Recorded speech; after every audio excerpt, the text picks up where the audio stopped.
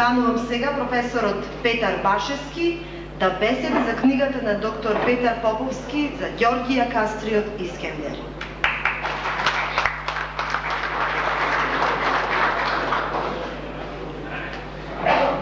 Ви благодарам што дојдовте во оваков број.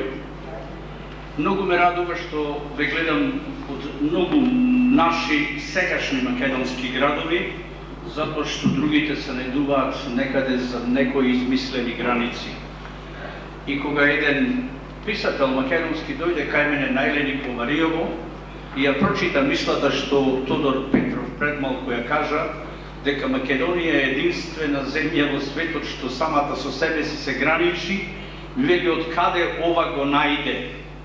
Викам, сите македонци така го чувствуваат, само јас го пренесов и е запишано на мојата поетска куќа там со овие работи, но некако во времето на карпестата уметност што насекаде кај нас ќе има и тие древни македонски белези и слова се најдуваат туку со едно чумурче црно, затоа што нашата македонска душа е толку зацрнета од се и се што досега ни се случува и едноставно се бараме како загубени пилци во магла.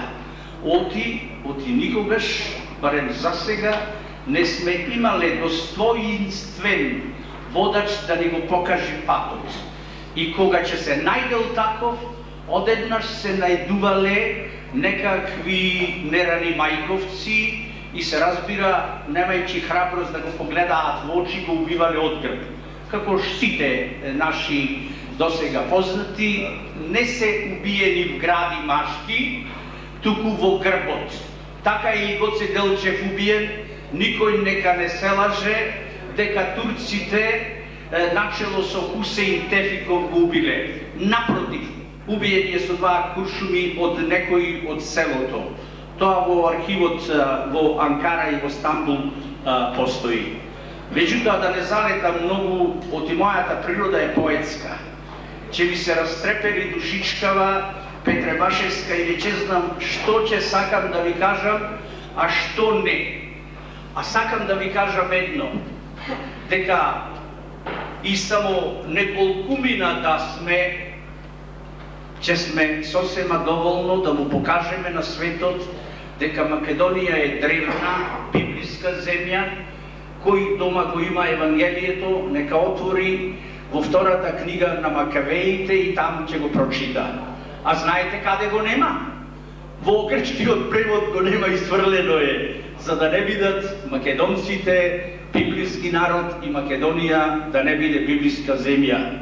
Мене, овдека еден другар сега ме гледа, а тој беше со мене, бевме во Сандански и Петрич и јас на Самуиловата тврдина беседев, како што знам да беседам, но не сакав да лажам, туку ја кажувам вистината наша, македонска, единствена. И знаете што ми направија? 3,5 сати ме малтретираа на измислената граница на Новосело, затоа што сум измислил нова нација во Бугарија. Која? Македонската. Ја реков, че простиш на тој полицаецот, јас не сум Господ Бог да измислувам нација, туку едноставно си ја спомнав собствената, од јас во Бугарија не бев. А каде беше, вели? Во Сандански, реков, и Петрич на Самуиловата тврдина. Вика, не е тоа Бугарија? Не, реков, тоа е окупирана македонска земја и после тоа се разбира забраната. Но да не должам многу. Оти ние даскаливе имаме секогаш 45 минути навика до секунд да одржиме предавање. Моето денешно беседење е токму за еден, за жал и во историјата, и во енциклопедиите, заборавен јунак. Извртив се што беше старо југословенско, оти во Македонија се уште немаме таква енциклопедија, ова што се појави, не знам како е направена, кај Јован Павловски во Мијан, но знам што пишува во просветината од 1978 година, значи Белградска просвета, а печатена е во Љубљана. Едноставно на човек стомакот да му се преврти од тие синдикалци што се подпишале како академици на САНУ, значи Српска академија на науки и уметности, а исти пак такви синдикалци има и во МАНУ, значи не е САНУ, е МАНУ.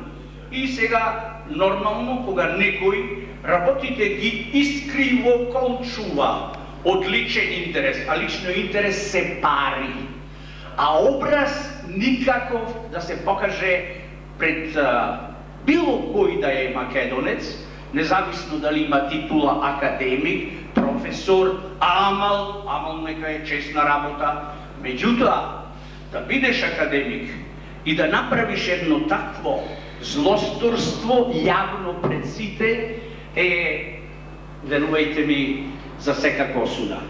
Но да не должам многу, мојата задача беше да го прочитам ова дело на доктор Петар Поповски. Јас го купив прв овде кај радите на главната улица и се разбира го препорачам на многумина и Раде вчера ми се пожали дека нема ни еден единствен примерок, а разбрав дека ни во Скопје го нема. Зошто? Затоа што доктор Петар Поповски, мојот именјак, се запатил со една таква макотрпна, но многу сериозна задача да го истражи животот и би рекол подвизите на Георгија Кастриот во време траење од 25 години како крал се до неговата смрт. Од раѓањето, неговото детство, неговото образование, Георгија Кастриот, како и татко му и Иван, биле факултетски образовани луѓе, се разбира тука му бил Дубровник, Венеција, Милано, Неапол, таму каде што се разбира се движеле и помагале во нивните ослободителни дела.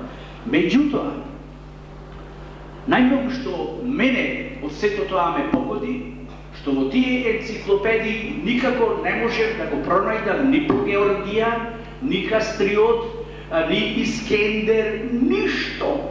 И кога ја седов таа српска енциклопедија, се подзамкнував, што реков да не е енциклопедија, да не е книга за завиткување лопу. И таму знаете што пишува?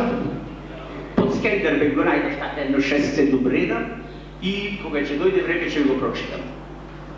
Сакам да ви речам добро дојдевте, но тоа веќе го направивте. Во градот, што од памти век се борел и давал неброени жртви, се со една единствена цел.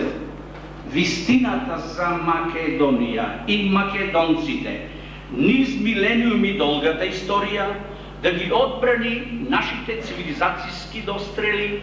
И замислете чудо, и 2001 исто се случи. А ние да сите им бакнуваме рака, не прават недоквакани, неписмени, не знаеме, оти, ако не знаат политичарите, меѓутоа има луѓе што знаат и треба да се праша. Ама кај нас, а те се тие дека знаеш и дека си македонец, тешко ќе си поминеш затоа што ќе ја расипиш кариерата таму каде што мислеле или наумиле да се.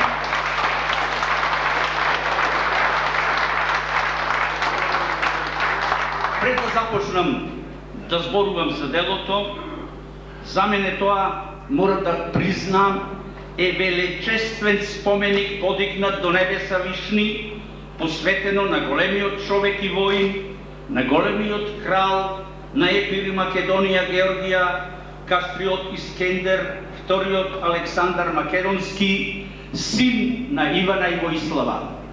Ова намерно го споменав на почетокот, затоа што ако е втор Александар Македонски, постои една приказна, тоа италијанец ја раскажува во 3 книги, скоро 1000 и кусур страници, дека и Олимпија сонила сон, дека не е оплодена од Филипа, оти Филип многу пиел, па не знаел што направи, туку дека дошла змија, односно Бог, во форма на змија тој е оплодил и дека Александар е син на Бог, а не на Филипа. Исто така и Воислава, мајката на Георгија Кастриот, на својот сопруг Иван му вели: Иване, ваков и ваков сон сонив. Тоа е во оние поетски дела што во книгата ги има и оние што ќе ја прочитате и таму вика сон сонила во изглава и така натаму. Што сонила? Дека сонила родила бела лута змија. А Иван Јатеши вика че родиш голем јунак што сите нас образот ќе ни го осветли. А тоа е Георгија. Тоа не значи дека е само тој син. Георгија има и браќа и сестри, но Георгија како најмлад од браќата бил најспособен да го осветли образот на Епир и Македонија и тој да биде крал. И тој сон, ете како што гледате, и во песната запишан, стои. Нема да ви читам се соред, јас ова си го пишував, си го доживував, на невестата моја и го прочитав за да имам сведок дека нешто сум направил или сум грешил.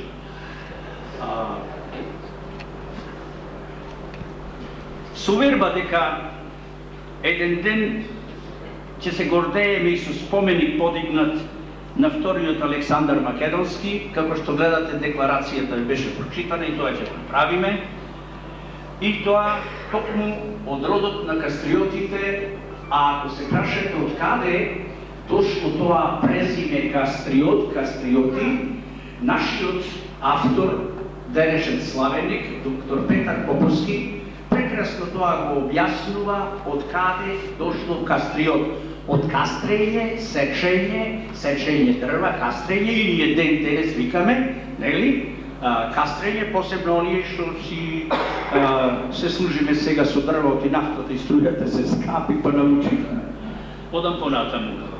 Со цел да покажам како ликот на Георгија Кастриот Искендер, вториот Александар Македонски, е третиран низ и во делата на многобројни творци, се послужив, како што им кажав на почеток, и со некои енциклопедии, пред се малата енциклопедија на просвета, издадена во 1978 година во Љубљана.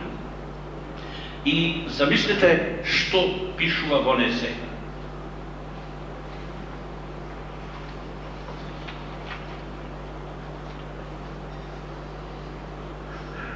Во незе пишува дека Георгија Кастриот, албански велможа, така на српски стои, бил преведен во исламот откако успеал 1443 година да побегне од Стамбул и да дојде во Македонија и да ги организира албанските големци и племињата во одбрана, значи во борба, одбрана против турците. Одма да им кажам на тие не се знајковци, туку не знајковци, дека 1444 веќе Георгија Кастриот на Деварско поле води против Мурат II, тој е таткото на Мухамед II, води една безпоштетна борба. Можете да замислите колку, има само неколку илјади. Бројката се движи од 8 до 12.000, претежно коњаница. Мурат II и неговиот син Мухамед имале преку 100.000. На Деварско поле останале преку 30.000 мртви луѓе. Георгија Кастриот загубил само 300. Тоа значи дека доследно го следел походот на големиот Александар III Македонски, како војувал против персијанците, против Дарија и така натаму, како што ви е познато како заврши, оти сега американците не отрујаа со филмови, односно со лаги за вистината за Александар и за нас мртвоците. Одиме понатаму.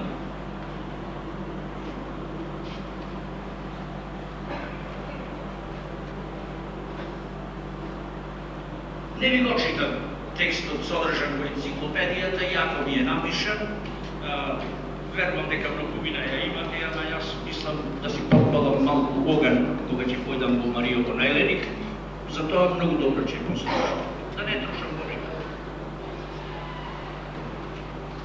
Ова што го кажав во таа енциклопедија запишано, не заслужува никаков коментар, а најмалку научен, затоа што прилега на лошо составена и уште полошо раскажана приказна од крајно неталентирани и неуки раскажувачи и И затоа ништо не изненадува што еден наш академик неодамна во Ману се докажа со своите познавања за ликот и делото на Георгија Кастриот Искендер, кога за жал можеме да видиме како во првиот ред седи командантот на ОНА, командантот кога спорувам Али Ахмети. Дојде таму од Шемшево, како се вика? Така се вика до селото? Шептовица, пардон, Шемшево е Кавадаречко. Дојде и оттаму седна во првиот ред во Македонската академија на науките да го прославува големото дело на големиот академик.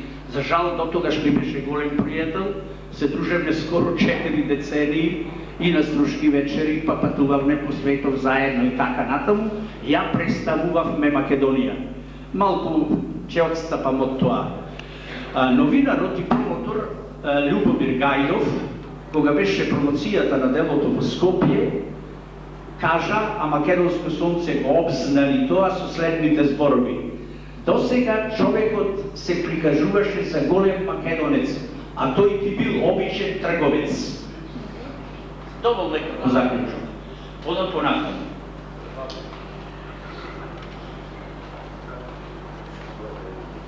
Георгија Кастриот Искендер,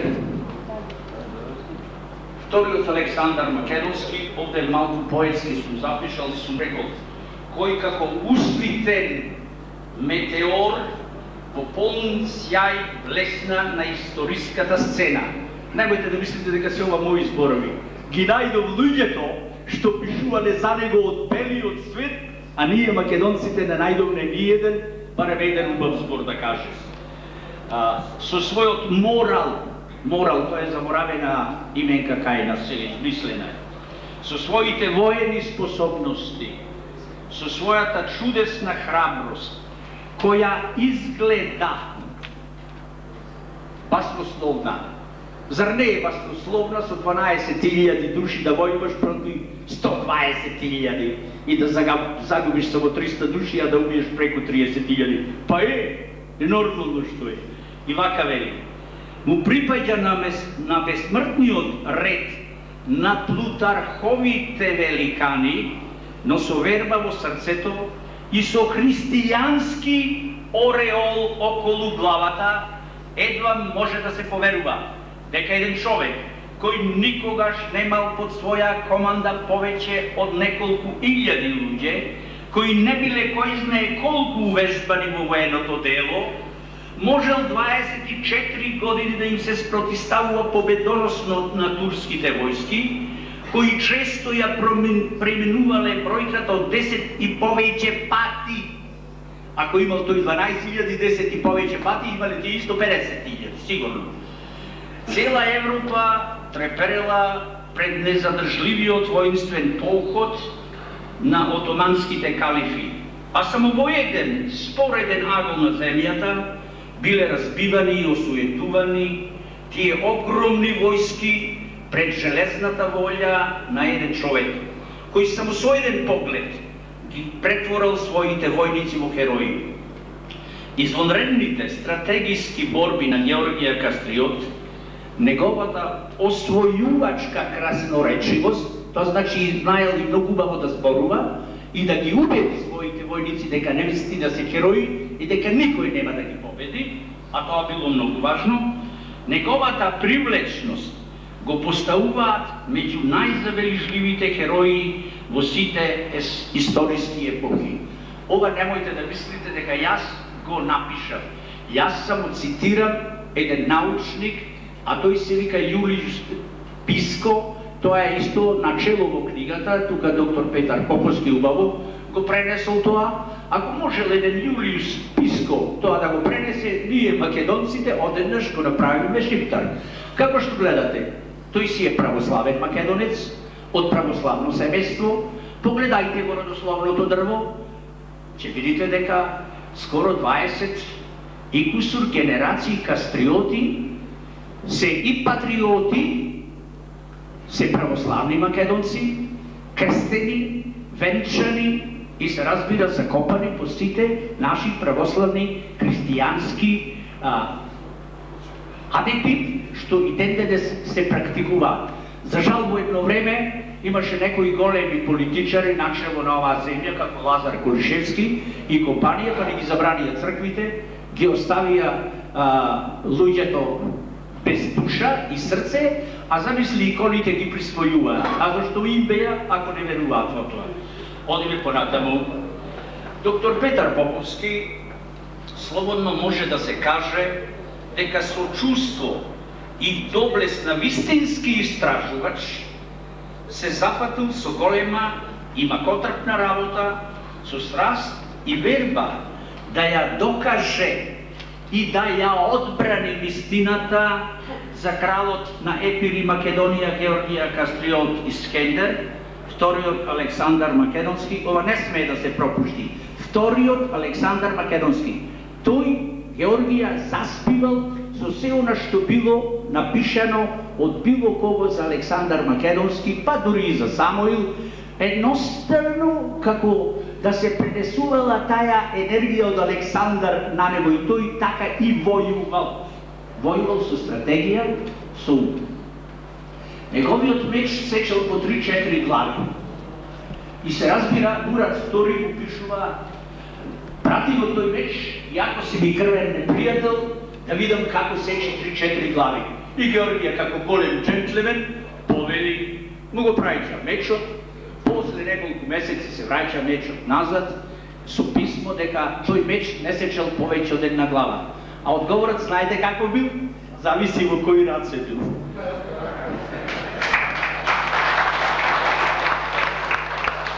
Сега за Георгија. Георгија е роден во 1405 година. Некако што пишува во енциклопедијата околу 1403. Точно е набележано во делото за Георгија Кастриот од доктор Петар Поповски годината на раѓање, целиот негов живот проткаен со огромна борба против турците, против Мурат II и подоцна неговиот син Мухамед II.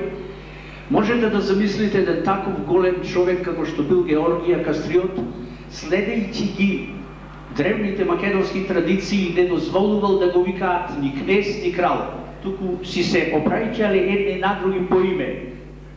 Георгија, Јанко, Алексо, Ангеле, Петко и така натаму.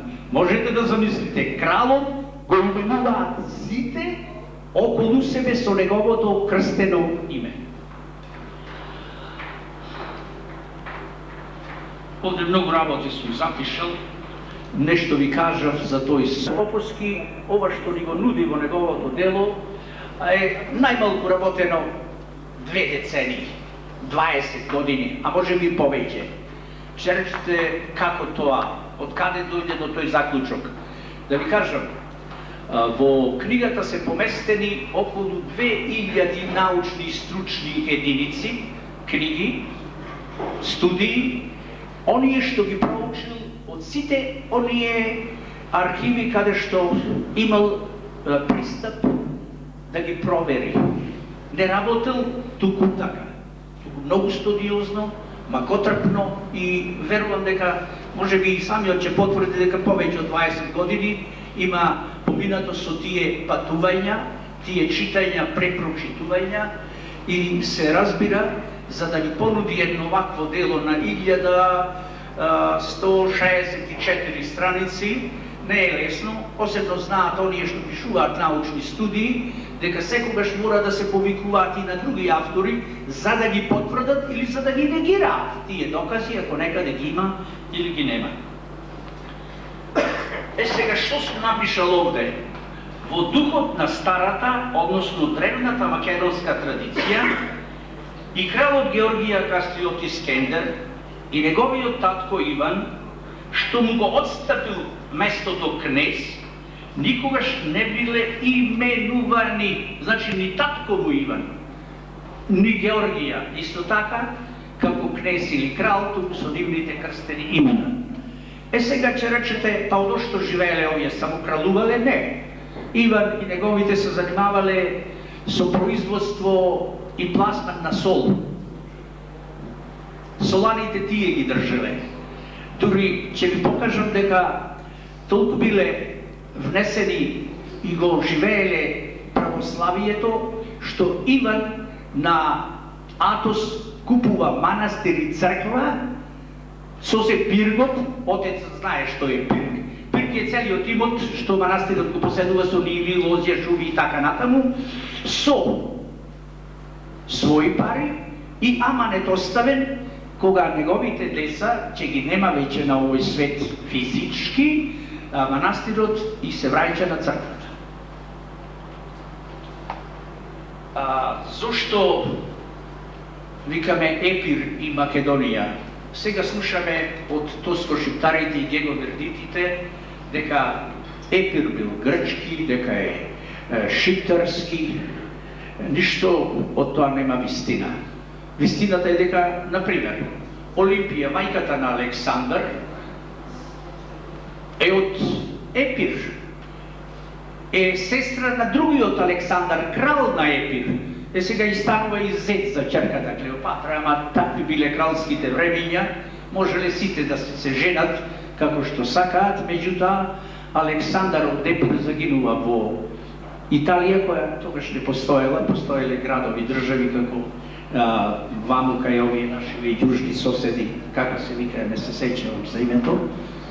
Не знам, се вика многу имиња има. Не можам да памтам толку. Сега. Се што ќе кажам понатаму, може би ќе се расипи впечатокот од она што претходно беше кажано, пред се од господинот Тодор Петров. Од Јопати и доста работи кои се содржани во книгата, потоа декларациите за обновување на црквата и подигнување споменик, председателот на канцеларијата за врски, господинот Пила Јовчевски, заборави да ве подсети дека ние, и господинот Тодор Петров знае, имаме фотографии од таа џамија, чарши џамија, со фрески. Македонски фрески работени од нашите некогашни зографи. Оние што не ја познавате исламската религија, само да ве подсетам, не сакам да ве карам дека не ја познавате, ама има и што не ја знаат. Во исламските, таму каде што се муслиманите во исламот, нема украсување на џамиите со никаква декорација. Ни фрески, ни икони, ни слики, ништо. А овдека, после напукнувањето на малтерот од пожарот, се појавува прекрасни фрески македонски со светци македонски. И вие знаете дека и Света Софија во Охрид до пред малку имаше едни скали, па се качуваше понифоджата кај што одел. Та никогаш не била муслиманска џамија, била од секогаш македонска црква. И ако ви кажам дека ние во околинава на Прилеп имаме такви велелепни цркви, само Варош имал 77 покажувањето, а да не ви зборувам за црквата во село Манастир, една прекрасна велелепна катедрална црква, каде што за жал некои многу неодговорни наши македонци го праќаат мајсторот да постави електрично осветлување и тој преку очите на светците ставал пластични кипки за да оди жицата по нив. Треба да се обеси тој. Не мајсторот, тој што му дал налог и што го застанал до него да му каже дека ова е злосторство. Сега, ако многу должам, знам дека нема да ви биде интересно. Ако ви речам дека ќе биде поинтересно да ја земете книгата Јавко е голема, ќе ве уплаши малку заради страниците, сепак сами да го стекнете впечатокот за големината на ликот и делото на Георгија Кастриот Искендер и ништо да не ве чуди ова Искендер во она источна традиција и ден денес. Од почеткот големиот Александар III Македонски ќе да идите на имиња Искендер. Тоа значи Александар. И ако имам уште нешто, сакам да ви кажам следното. Георгија Кастриот е роден само 10 години после загинувањето на многу опеаниот и многу прославениот Марко Крале. во енциклопедијата стои Марко Крајевич, српски кнез и така натаму. Се е српско, нормално. Што пишува за него? Дека е многу опејан, иако не заслужува. За жалникот, ние, освен песните што се приведени во книгава, на широко и надолго, ги немаме тие песни за Георгија Кастриот. А тоа е прекрасна епска поезија, собрана од предците на авторот доктор Петар Поповски, од учителот Жугуловски во правосуд. И се разбира убаво средени, прегледни, и дури од тие песни човек може да се научи дека пред себе има една грандиозна личност во ликот на делото и делото на Георгија Кастриот, Искендер, и навистина дека наликува во се викам на Александар III Македонски, ако Александар живеел само 33 лета господови, а Георгија 63 ете умрел од природна смрт.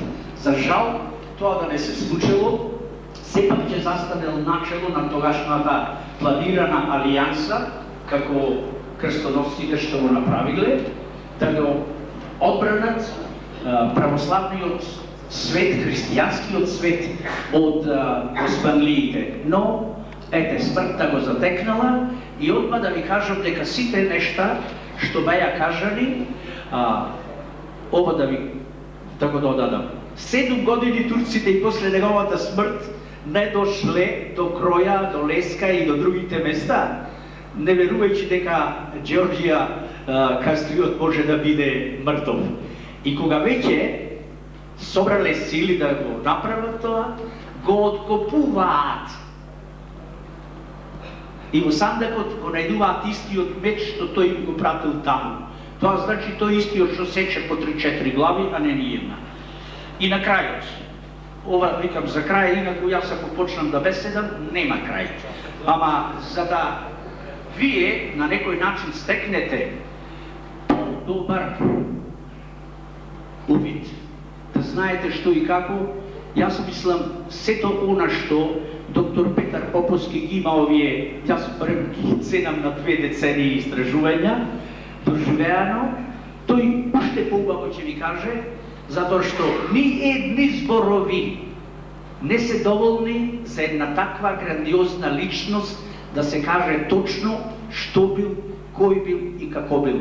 Само неговото дело може да зборува. Мои драги, не само прилепчани, македонци, сите присутни, само делото остава вечна трага. Неделото е рожба на поматена свест, а ние македонците никогаш ништо лошо не сме сакале. Сме давале рака, сме подавале рака, иако таа рака некој сакал секогаш да ни ја пресече. И на крајот, една честитка до авторот, што ми е наполни душичкава, и сега тој не знае, ама верувам дека некогаш ќе има можност да дојде на мојот еленик, на моите водопади на Градешка река и да види дека неговата книга стои начело и не ја давам никому. А покажува и тоа што има многу обележани места онде, од јас кога работам нешто, обично се навраќам на она што сметам дека е ударно, дека треба да се потврди. И не мислам дека многу нешто ви кажав. Но на крајот сакам како поет да ви прочитам една песна за да ја споредите она што ќе прочитате овде, а ова е за Марко Крале. Замислете, јас сум варошенец и ваква песна имам напишана. Така е чко. Туку и ти си го приле проде. Не ме слуша. За Марко Кралета песната вели вака. И сега, кога толку многу води протекоа и безброј крвави копја во боеви се испокршија, и кога златни саби од златни раце исковани некаде од долапи или подземја рџосуваат, мислил некој на тој страшен Делија што безброј були одбулил, безброј роби ослободил и уште 3 повеќе погански глави погубил. Знае ли некој каде коски оставил, за чија слава и вистина на Влашко поле на Господа душа предал, и зошто шарца во невола фрлил во блатишта и во мочуришта до мамузи да гази калишта, а не да врисне пред ладна мејана, кога чаша чабурли од 70 токи на еден див до капка испивал. Кој грдо толку певци прелага, народ и младеж со поколенија налаги и ветроштини да верува, оти Марко бил јунак над јунаци, кого сабија не го сече, кого копје не го дупи, кому Бог рамен може да му биде. Кога престанува сонот и песната го губи здивот, тогаш Марко ти бил никој за никаде, ниту були ти одбулил, ниту робје ослободил, ниту безброј глави погански погубил, туку ти бил Марко вазал турски, вазал беден бедно што си скончил, а од рода немал ни порода, ниту женска, ниту машка челат, натрон Марка да замени салти имал една стара мајка, стара Евросима и жена си Дилбер Елена, по врбаци и ширни ливади со момчиња оро што играла и в постела туѓа уживала. А брајќата Андре и Димитрија, последна лоза мити биле, корен поштук не останал. Не фалете Марка кралета, не е Марко јунак над јунаци, туку вазал турски на колена пред Анџар Влашки душа што испуштил. Ова вазал посебно го нагласувам затоа што Мурат II му напишал на Георгија: прифати да бидеш вазал, ќе си плаќаш даноци, ќе ми праќаш војска и гајле да немаш. А одговорот знаете како бил? Му рекол: ако си толку вистина голем јунак, дојди победи ме, не мора вазал да ти бидам. Оти никогаш на колена не клекнувам и вазал не бидувам.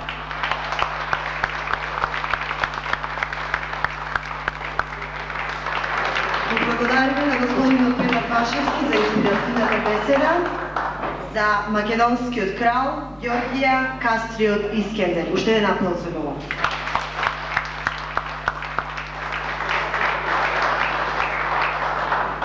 Дозволете ми да го најавам наредниот човек и да го поканам господинот и доктор Петар Поповски, автор на првата македонска научна студија за Ѓорѓија Кастриот Искендер.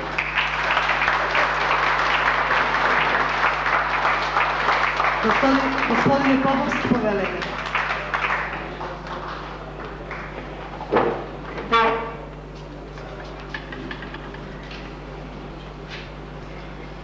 Најнапред сакам да изразам една голема благодарност на убавите зборови на господин Тодор Петров, на господин Милан Јовчевски и на драгиот професор Петар Башевски за убавите зборови, за она што го почувствувале читајќи ја мојата студија. И уверен сум дека и сите други кои ќе читаат таа студија ќе ги добијат истите впечатоци. Јас веднаш би сакал пред да го поднесам моето излагање, за кој ми беше речено дека треба да го напишем, морам да кажам дека е ова прва и единствена студија работена врз архивски материјал. Тука нема лажење. Тука јас ставам во фусноти се што може да се види, се што може да се провери. Секој кој сака да види дека е тоа точно или е лага, да си седне, да си побара, ќе си појде во тие архиви во Западна Европа и ќе си провери на лице место. Најнапред би сакал јас да расчистам две работи. Мене често пати ми се јавуваат дома постојано и ме прашуваат за некои работи и едно многу суштинско прашање. Вели, како се нашол Ѓорѓија Кастриот река среде геји, среде албанци, да биде крал? Навистина, нашиот народ, македонскиот народ, многу малку знае за тие геји, за тие тоски, за тие шептари. За жал, велам, бидејќи 3 столетија македонскиот народ ја трпе нивната тиранија. Ете, наскоро е се тука моите издавачи, кои наскоро ќе ја издадат двотомната книга под наслов Крваво досие, во кој ќе се види и ќе се пропознаат многу ваши тука постари луѓе, какви зверства правеле тие луѓе на нашите простори, кои турците ги донесле тука на крајот на 17. век и ги забиле како клинови меѓу словенското население. На тие зверства македонскиот народ никогаш не треба да им прости. Нема, ќе зборуваме отворено и без пардон. Една друга работа што сакам да расчистам, тоа е дека во една студија која денови веќе излезе од печат, јас давам преглед на пописот на населението во Матија. Матија е правобитното име на Албанија. Албанија е, веднаш да ви кажам, значи планина, ништо друго. Тие се носат со мислата дека е тоа некој национално, народносно, етничко име. Тоа е заблуда, голема илузија. Меѓутоа, тие така мислат. И нека мислат. Меѓутоа, во таа книга, јас обработувам и ги го приложувам во оригинална форма пописот на населението на просторите на Матија, значи на денесна Албанија, во 1583 година. Секој село по име и презиме, секој град по име и презиме. Тука е кажано какво население живело на тие простори.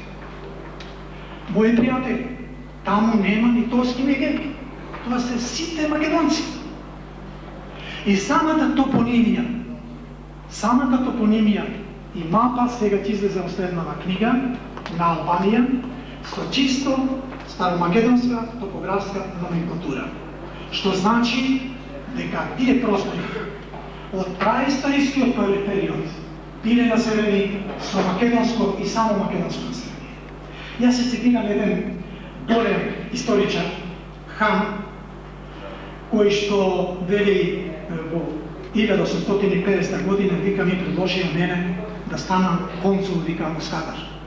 Јас со големо задоволство тргнав, вика, да го видам тоа диво племе, да го проучам, се радати за гегомирдитите, тие се инако по курско потекло, и вика да ги издигнам како народ. За жал, тој не остави таа идеја. И сега тој тоа го пишува во мото на своите 3 студии, така да речени албански студии. И на крајот на третата студија тој вели, како што гледате, вика, мои драги читатели, вика, јас не го исполнив тоа што требаше да го исполнив. Зашто видов, вика, дека се тие млади жители на овие простори. И самите тие, вика, кои денес живеат, се мисли на тоските и гегите, и самите тие, вика, кои живеат на овие простори, знаат дека во селата и градовите во кои живеат, пред нив живеело македонско население. Што сакате повеќе од тоа? Значи, тоа е направено на крајот на 18 век. И една дилема, бидејќи да јас многу не разгледам во моето тука пишување. Не давам своји коментари, оставам на вас да размислите дали е тоа така или не е така, зашто јас се служам овде со аргументи. Да го расчистиме поимот околу тоа што е тоа Скендербег и што е тоа Искендер. Западниот свет се помамил по еден настан што се случи во 1444 година кај Ниш, кога некој Скендербег турчин ја загубил војната со србите. И тие понесени од таа идеја, а исто време веќе се родил нов Александар Македонски. Тој веќе бил наречен Александар Македонски. Значи 1440 година. И што се случува? Западњаците, англосаксонците кои ден денес си играат со Република Македонија, тоа им е во крвта, не можејќи да го изговорат името Скендербег, односно Искендер, го оставиле Скендербег. Еднаш ароганскиот крал Алфонс V се измамил сиромашкиот, не знаејќи ја вистинската состојба, и напишал писмо до сите европски суверени и побарал да го помогнат Скендербег, Георгија Кастрио. Кога тоа дошло пред очите писмо на Ѓорѓи Кастрио, тој вели толку многу се револтирал што сакал да излезе од кожата. И веднаш написал протестно писмо до Алфонс Пети, кој бил негов најголем пријател. Вели, вие, ваше величество, сте направиле крупна грешка. И прво, јас не сум Скендербег. Јас сум Александар, јас сум Искендер. Тој веднаш побрзал Алфонс тој да ги убеди Западна Европа дека направил превид. И така таа ситуација останала се до крај кој го прифатил, кој не го прифатил. Меѓутоа, тоа влегло веќе во литературата и така тоа останало и до ден денес се служат со тој термин. Инаку, за нас, македонците, е многу меродавно. Нешто ќе речат тие англосаксонци. Нас не интересираат тие луѓе. Зашто секогаш биле против Република, против Македонија, не само како Република. Меѓутоа, за нас се меродавни турските архивски документи. Во нив многу јасно пишува. Значи, личности кои ги следеле турските султани на тие простори, кога воделе војна со кралот Георгија. Во сите нивни хроники од тој период пишува само Искендер, господинот Искендер. Значи, Искендер, според источната традиција, значи Александар. Значи, тука воопшто да немаме илузија, и јас се ве молам како македонци, како патриоти, прилечани. Во иднина, немојте да го потребувате терминот Ѓерч, оти никаде не постои. Во ниједна книга, напишани се преку 300 студии, во ниједна книга го нема Ѓерч. И тој име не постои нито во нивната лексика воопшто. Оти нивниот јазик е толку беден, што нема победен јазик од сите. Тој е составен од турски, од македонски многу, има и српски термини, има влашки и така натаму. Така што ние ќе мораме да си го сочуваме она вистинското име на кралот Георгија Кастрио.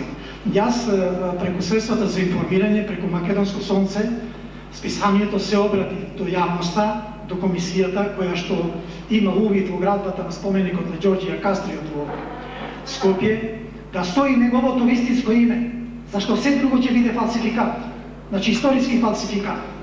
Не сме да им се дозволи на гегите, во науката дефинирано како диво племе, не сме да им се дозволи таков луксус да си пишува што ќе сакат во центарот на градот Скопје.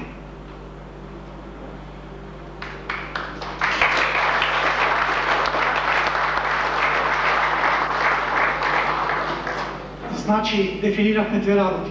Дека тој носел име Искендер, Александар македонски, дека територијата на Матија, Албанија, самиот збор Матија кажа, таму има река Матка, има област, има прекрасни топоними, вие ќе видите, кој ќе излезе мојата книга сега, ќе има карта, мапа на Албанија со сите топоними, тоа се прекрасни топоними.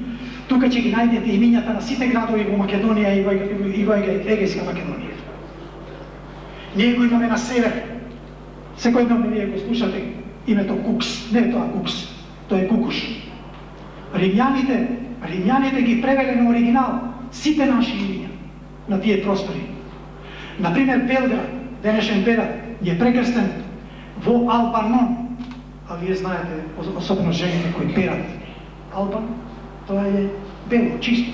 Значи, Белград, тие го прекрстиле во Белград, онака како што македонскиот елемент таму го поставил тоа име. Толку за тоа. Почитувани дами и господа, мене ми е особено драго што еден ваков собир се одржува туку во Прилеп, во градот на непокорот, во градот Херој, кој дебело е граден во историјата на Македонија и македонскиот народ, во градот кој со својот висок патриотизам никогаш во својата историја не подвил глава пред непријателот. Во тоа е величината и на денешниот настан, со кој прв во Република Македонија величенствено и достоинствено го удостоива името, ликот и делото на кралот на Египет и Македонија, на кралот Георгија Кастрио Искендер. Мои искрени честитки и благодарност за вашата решеност да чествувате ова наша историска личност, со што без предрасуди, смело и решително ќе ја браните македонштината од современите предавници и негатори на македонската историја и нација.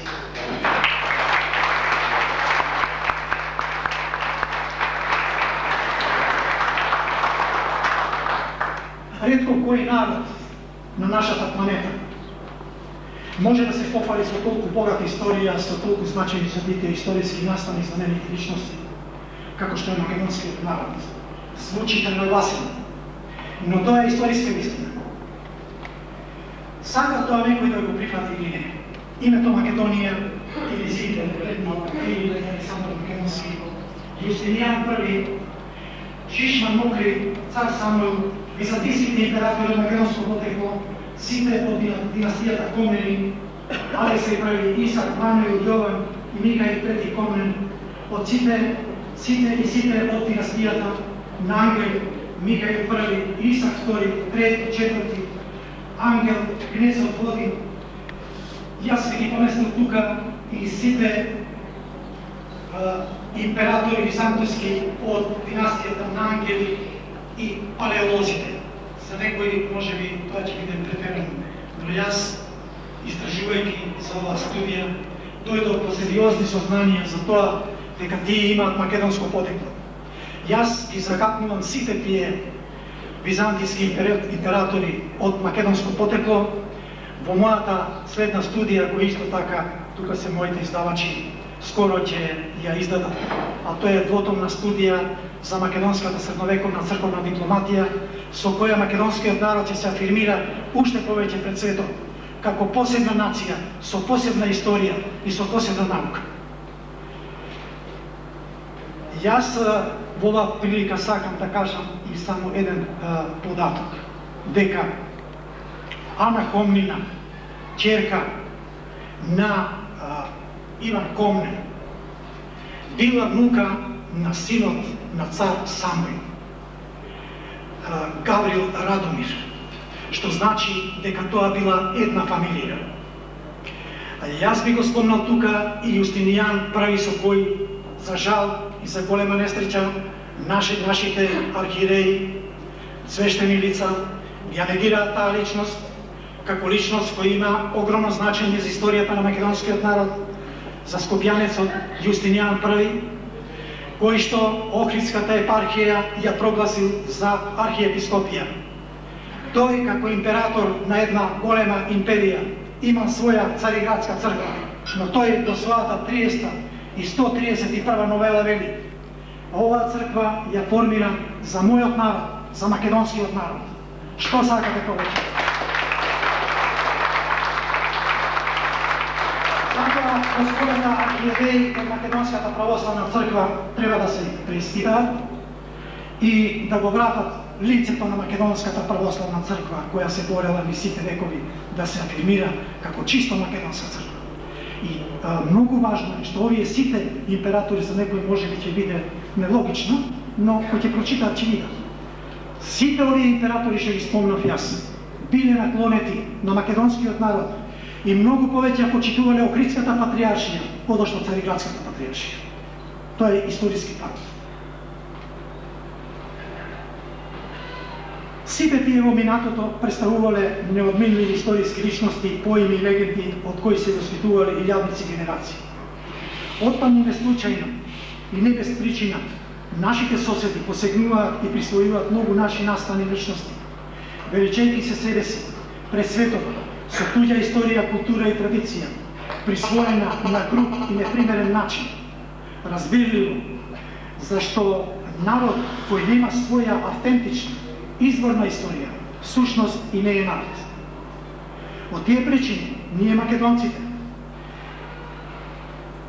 често пати сме ставени во ситуација да браниме и заштитуваме нашата богата историја од околните пиратски народи, од нивните посегнувања и присвојувања. Во исклучително големата плејада знаменити личности кои оставиле траек и неизбришен печат на времето во кое живееле, посебно и многу значајно место во историјата на македонскиот народ зазема кралот Георгија Кастриот. Го кренал мечот во најсудбоносното време кога цела Европа треперела, кога била обземена во паничен страх и неспокојство поради незадржливото напредување на турските калифи кон запад. Задоен со преданијата и легендите за храбрите подвизи на своите соплеменици, на великаните на македонскиот народ, на Филип и Александар Македонски, Георгија Кастриот, прв и единствен во цивилизирана Европа, му рекол стоп на освојувачкиот поход на Османската империја, на најголемата војна сила во светот, која чекор по чекор ги освојувала, покорувала и исламизирала слободолюбивите земји и народи во Азија, Африка и Европа. Тоа било време кога царувал мечот на посилниот, кога жолтата полумесечина се заканувала да го освои стариот континент и да му забие нож на христијанскиот крст. Се кренал во одбрана на слободата, претворувајќи ја својата татковина, кралството Епир и Македонија, во цврст и несовладлив беден за огромната турска армија, која идала кон запад за освојување на стариот континент. Цели 25 години представувал несовладлив беден за моćна турска армија и неговата татковина Епир и Македонија, несовладлив беден и штит кој христијанска Европа ја штител од незадржливата инвазија на исламот. Со своите жестоки, крвави, херојски битки, со таа моćна исламска сила ја манифестирал сета своја мудрост, војната вештина и пред се својата храброст, со чии резултати се одушевил целиот свет. Тоа била војна, како што би рекол народот, помеѓу мравка и мечка. Звучи парадоксално, но била стварност. Само со 8.000 до 12.000 добро обучени борци, смело, храбро и достоинствено се спротивставувал на високо обучена и модерно племена армија од 40.000, 150.000 и 450.000 турски војници. И секогаш излегувал како победник во сите 24 битки. На секој негов подвиг, на секоја негова победа, христијанска Европа ликувала, се радувала и гордеела на неговите успеси на бојното поле и се молела на Бога да му даде здравие и сила, за да го спречи ширењето на црната чума на 15-тиот век, како што тоа време било нарекувана моćната турска империја. Георгија Кастриот, поради тоа во европскиот печал бил нарекуван јунак на 15-тиот век, крал и херој на 15-тиот век, Божји бранител на христијанството, крал на столетието и така натаму. Покрај другите впечатливи наслови, како македонскиот крал Кастриот ги прегази турците, во Македонија се роди втор Александар Македонски, Кастриот тврд орев за османлиите и така натаму. Честопати се среќавал и поразителниот наслов за турската империја. Мачката и држи лекција на мечката. На кој начин се искажувала силата, стратешките маневри, мудроста и војната вештина на армијата на кралството Епир и Македонија. Неговиот противник, султанот Мурад II, не го криел своето морално чувство од херојските и стратешки подвизи на крал Георгија. Честопати пред своите везири, видни паши и генерали изјавувал да има само двајца стратези, го цитирам, да има само двајца стратези како Георгија Кастриот за 3,5 месеци ќе ја прегази в Европа и ќе дојде до самиот брег на Атлантскиот океан. Тоа исто го изјавувал и неговиот син, неговиот наследник Мухамед II. Тој и неговиот тато се одушевувале од смелите решителни подвизи на Георгија Кастриот и на неговите борци. И двајцата не ги криеле своите чувства на чудоневиденост, кога со мудрост и со вешти стратегиски маневри ќе ги надитрел турските генерали и огромната турска армија. Не случајно, по битката на Деварско поле на 26 јуни 1444 година, кога на крвавито боиште останале да лежат нешто повеќе од 30.000 турски војници, наспроти војници од страната на кралот Георгија, што бил резултат на современата стратегија и тактика што ја примени со својата 8.000 војска, Султан Мурад II, наспроти катастрофалниот пораз, наспроти огромните човечки загуби во битката на Деварско поле, која се смета за една од најстрашните и најкрвави битки во историјата на човековата цивилизација, наспроти срамот што му го навлекол изложувајќи го на подсмех кај цивилизираниот европски свет. Својот противник го нарекол Искендер, втор Александар Македонски, а неговото кралство Искендерија Александрија. Мислам, не е потребно посебно.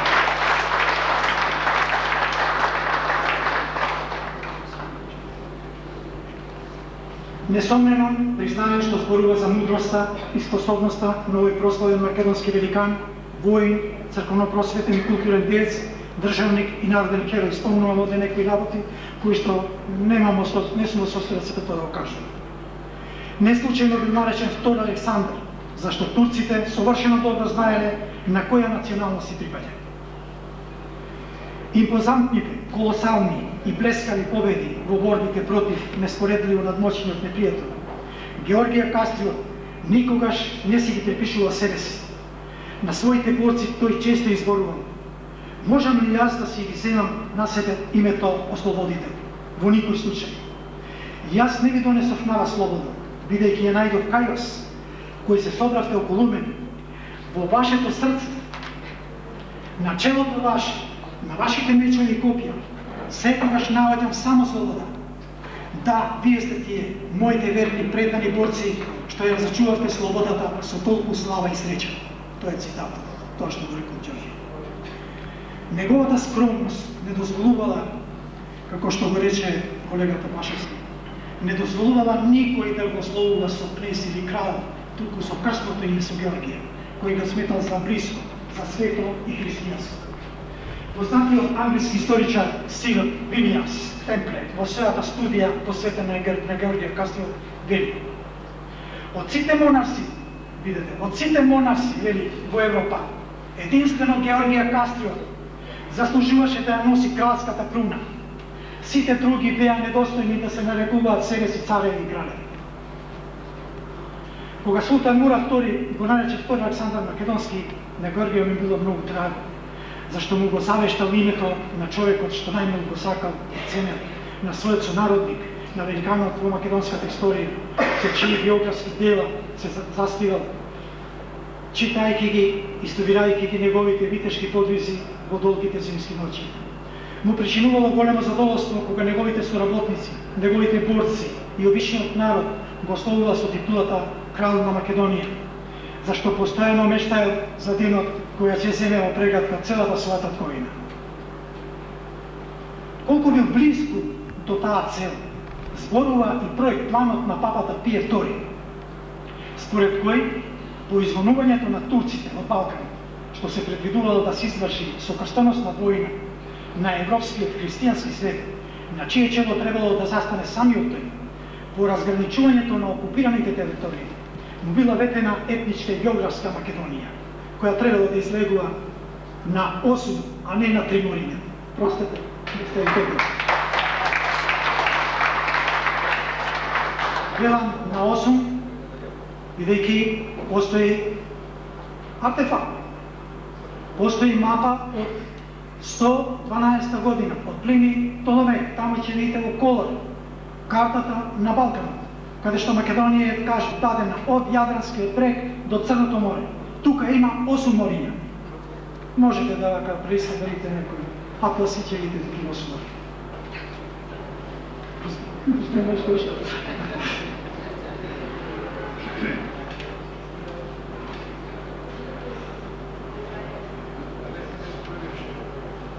И велам понатамо, значи тој требало да добие географска Македонија.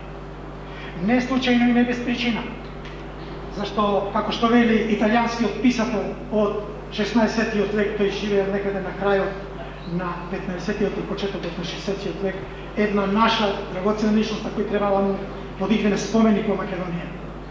Тоа е Теодор Спандучи. Значи, замислете 16-тиот век, почетокот на 16-тиот век. Тој има многу напишено за Георгија Кастриот и го има третирано исклучиво како македонец. Во 16-тиот век, кога не биле познати нашите балкански национализми.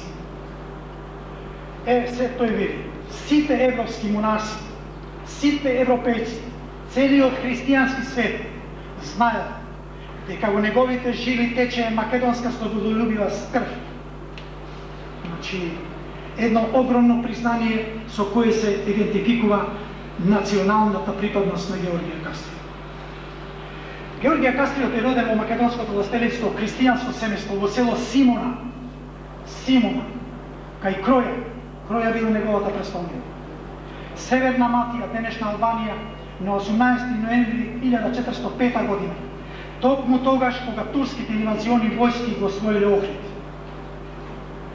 Татко му, кнезот Иван, со стари кнежевски корени, водел потекло од градчето Канина, и тоа е македонско име.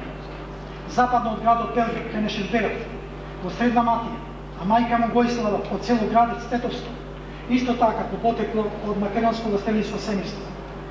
Тоа било шесто дете по браќата Репош, Станислав и Константин, и сестрите Марија, која обично била именувана како Мара, и Елена како Јела. По Георгија на свет дошле и сестрите Ангелина и Мамица. Секако дека ова и кажува дека се работи за чисто македонско семејство. Во жилите на кралот Георгија Кастриот течела македонска крв, или како што авторот на неговата биографија, неговиот современик бискупот Манин Барилет, кој настаните ги гледал како на дланка, бидејќи бил воскадар. Славејќи ја неговата телесна убавина, тој бил прочуен по својата надворешна убавина. Мислам на Георгија Кастриот. Вели дека потекнувал од прекрасниот словенски сој, со карактеристична пинарска крв, затоа има пишувано многу англиски автори, дебели книги, со која тие го афирмираат тој динарски сој, кој што е чисто словенски сој. И тој дури дава напоредни слики, фотографии, кои се азиатите, кои се словените. Словените се најблагородниот и најубавиот сој во човековата цивилизација. Тоа е во науката признато, дефинирано.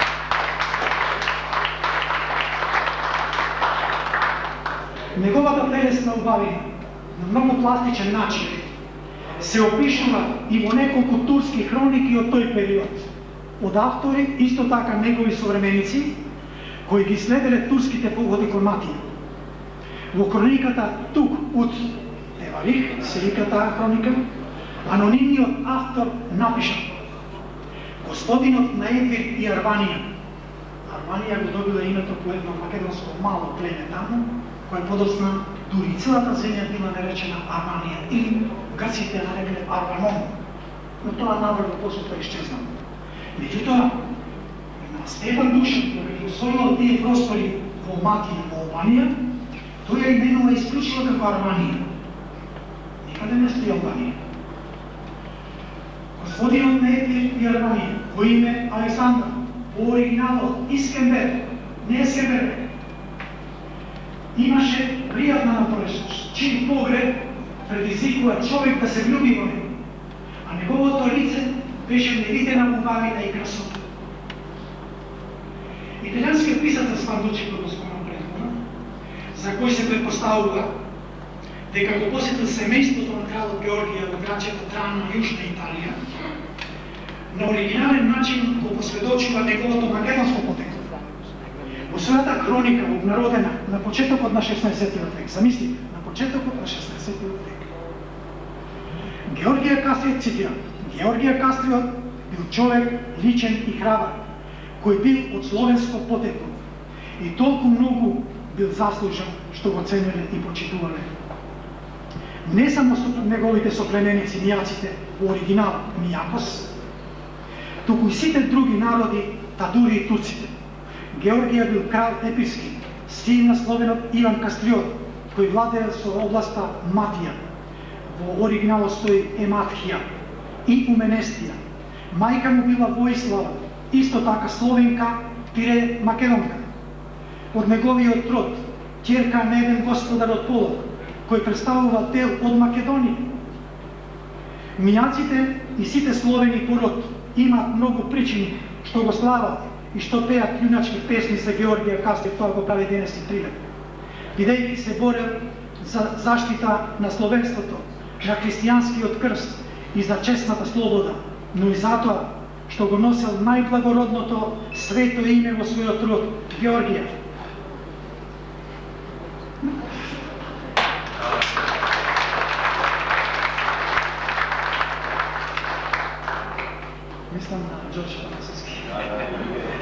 Војската со која 25 години, продолжува цитатот, војската со која 25 години ја бранел Кроја од турската надмоќ, била составена од Словени, кои ја населувале цела Ематија и Уменестија. Значи, цела Ематија и Уменестија. Факт, поголем од ова, мислам, и коментар не е потребен.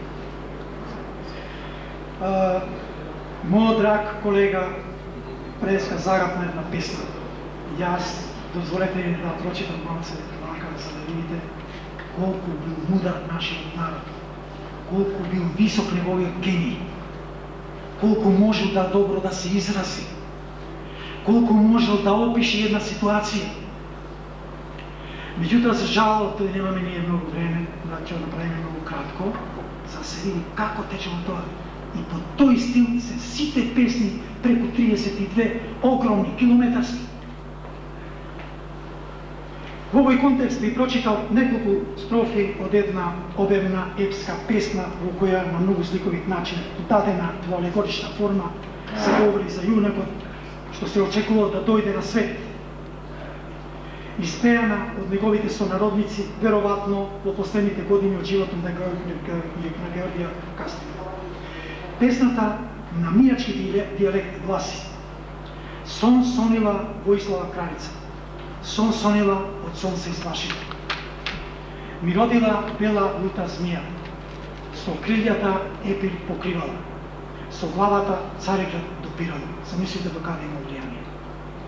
Со опашката море влегувала, како глава змија ми вртела, таке живи турци ми гледала.